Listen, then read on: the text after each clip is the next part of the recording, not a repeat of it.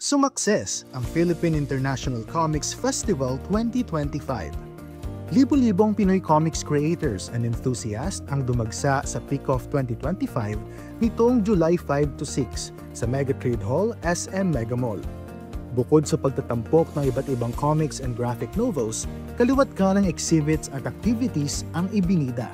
Kabilang dito ang tribute exhibit para kay Mars Ravelo, ang PICOF Official Selection, at ang Palestine exhibit bilang Country of Focus. Nagkaroon din ng talks mula sa publishers, live reading and book signing ng creators, at master classes na dinaluhan ng comics enthusiasts. Sa kabuuan, 14 na master classes ang idinaos nitong weekend.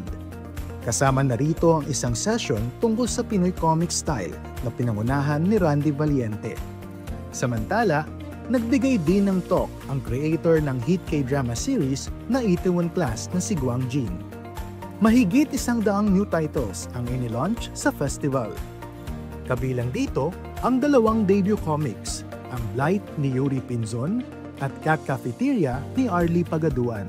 Bukod sa Pinoy comics creators, dumalo rin sa PICOF ang iba't ibang international guests. Kabilang dito sina Ken Fu ng Singapore, Erica Eng ng Malaysia, at Cherie Domingo ng Germany. Muling nagbukas ng malaking oportunidad ang Philippine International Comics Festival para sa Pinoy authors at illustrators upang maibida ang kanilang mga likha. Sa Wala. It's a book about chickens.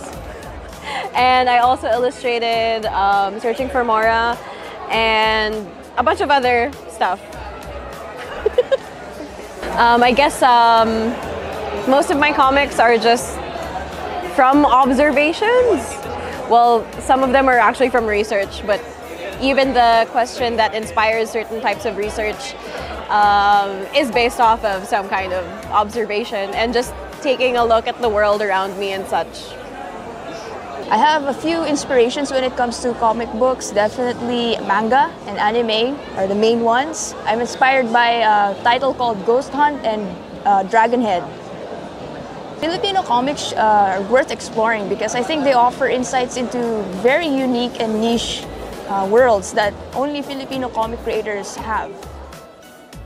Lalo't higit, inilapit ng PICOF ang Pinoy comics sa mga mambabasa at enthusiasts. So, through these initiatives ng PICOF, napopromote palalo yung not just yung art style ng mga Filipino but the comics publishing industry as a whole. So natutulungan nito yung mga indie publishers, indie creators to be upfront and center, makita rin ng mga ibang makita ng ibang mga readers, mga ibang viewers, and at the same time to maging toe-to-toe with the bigger publishers din as well. Suportado ng National Book Development Board ang mga inisyatibo gaya ng PICOF bilang bahagi ng layunin nitong payamanin at i-promote ang Filipino storytelling through creative art forms.